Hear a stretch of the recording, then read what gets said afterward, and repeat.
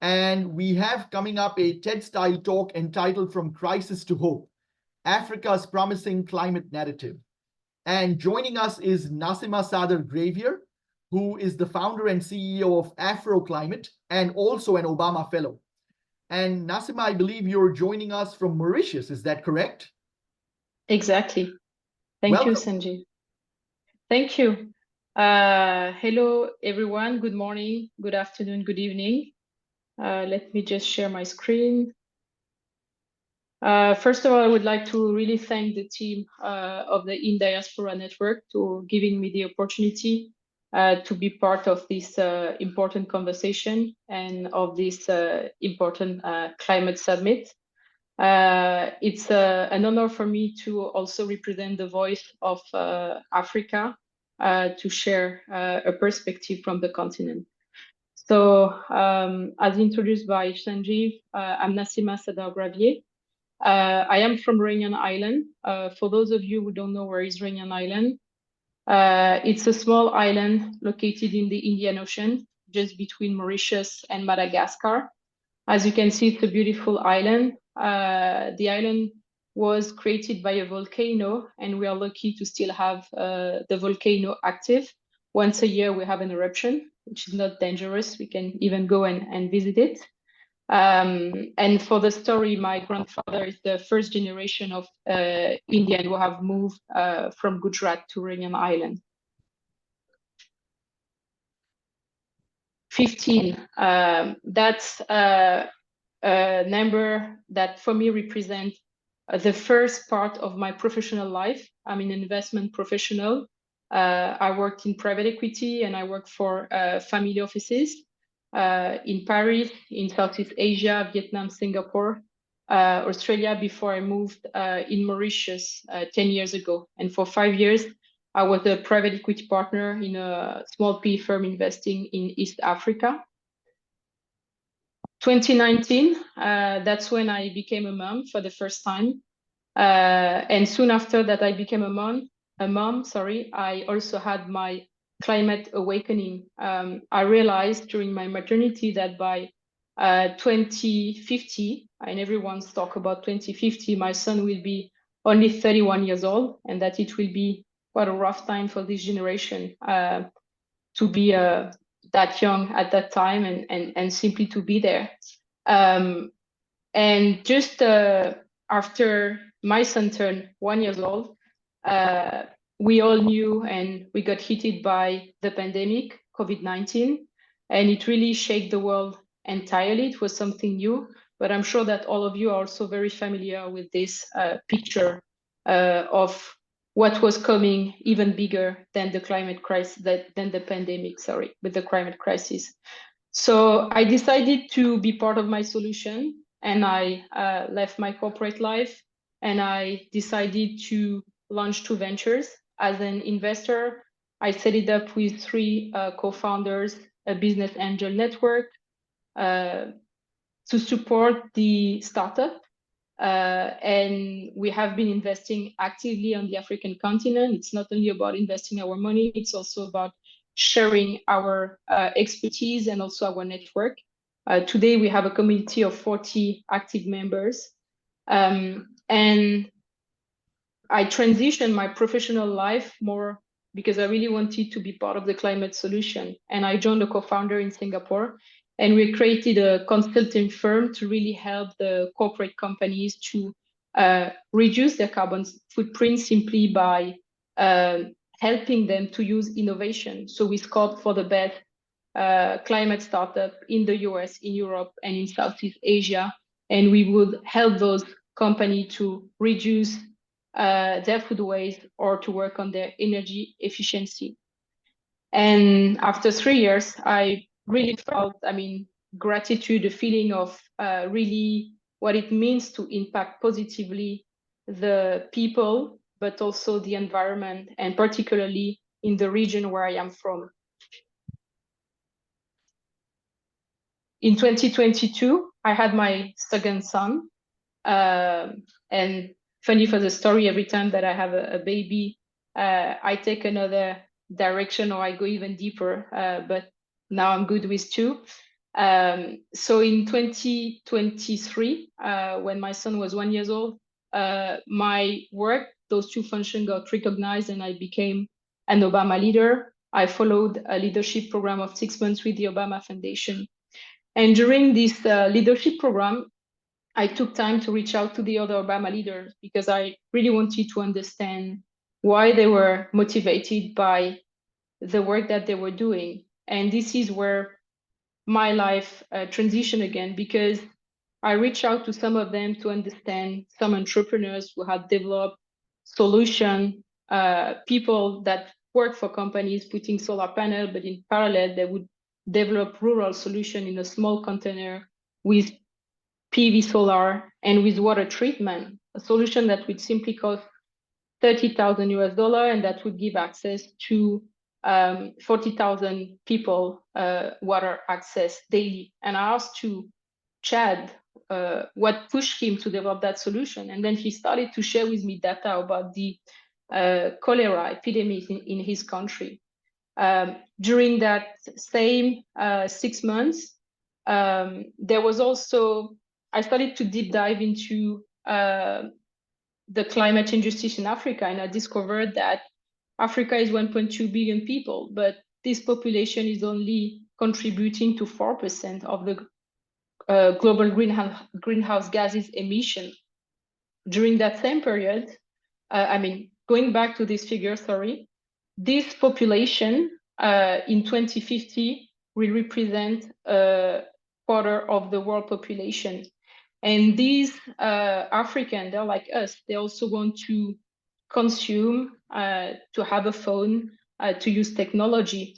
And if we don't help them to do so in a sustainable manner, I believe that all the effort that we're all trying to do today to really do our part will not make any sense, because these greenhouse gases emission might explode. During that same period, while I was really doing those research, I ended up realizing what was really the injustice of climate in Africa. A third of the African population do not have access to water today. And we've just heard how it affects Africa. 86 million Africans will probably have to migrate by 2050. Close to 250 million still do not have access daily. And even if energy might not be a consequence of climate change, still half of the Africans today do not have access to electricity daily. During that same period, there was a cyclone called Freddy. And for the first time of my life, as an islander, I've never seen a cyclone that came all the way from Asia to our region. Usually a cyclone would be here for a week and that's it. Or after 10 days, it will die. This cyclone lands for 5 weeks. And even worse, when it reached Mozambique, it even went back.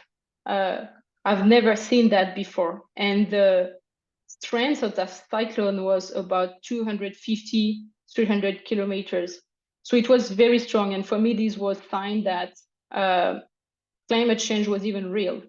So when I started to be realizing that the climate was really an injustice in Africa, it put me down for several weeks. And I also came across that statistic that 69% of the wildlife population worldwide and about 40% over the last 40 years of the biodiversity in Africa has been fallen.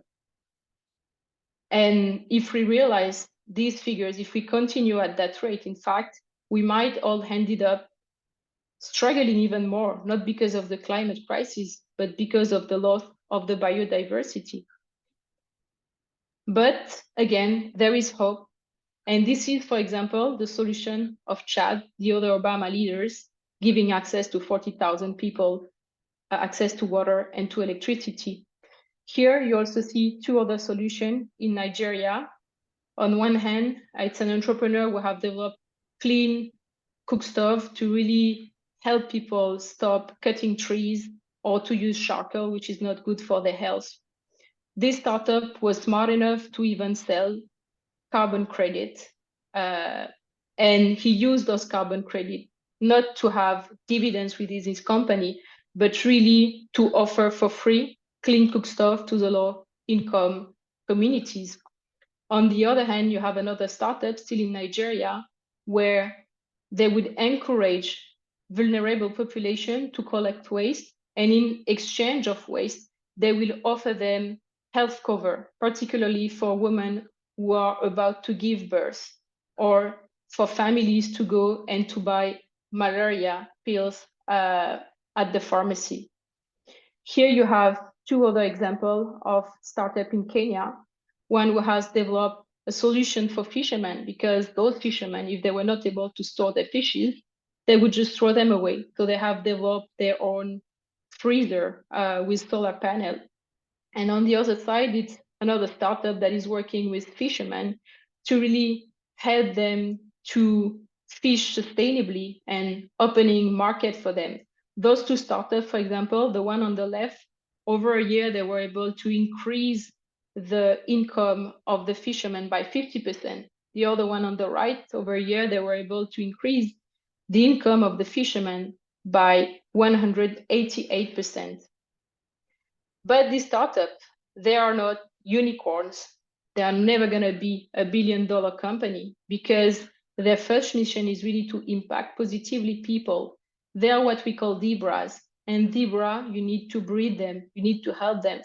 These entrepreneurs, they are looking for support really of people like you and I that can come and that can share with them expertise. Industrial people, for example, that will really help them to improve the way that they process their manufacturing operation, to connect them with suppliers, to open them, to connect them with even more communities, for them to collaborate with these communities. They also need media visibility. If tomorrow we come and we have the opportunity to showcase to the world the positive impact that they have on the vulnerable communities, this is surely a way that will also help them to raise even more grant monies. And we realized by working over a short period of 8 months that the 7 startups we've been working with, not only they were having solutions that would help to fight the climate crisis, that would improve the life of the local communities, but that will also able to mitigate the loss of biodiversity, because they were already working with NGOs or community-based conservation to really help them to also become more sustainable. So together with that vision, we were today a group of 25 experts from Africa and from Asia, from Europe, that joined together to share with them our expertise, to really help to empower them, to really make a difference, to really bring the hope, because we have no choice to do it. So we took our responsibility here. And I will finish here just with a final thought for everyone. We all know that time is against us, and that we have no choice than to adapt ourselves to climate change. Let's become accountable to each other, and let's make sure that any solution that will bring a positive change will not negatively impact someone else in another part of the world. Thank you. Thank you so much, Nassima. Really appreciate your presentation and the inspiring work that you're doing. So glad that we had the chance to listen to you, tell us about it.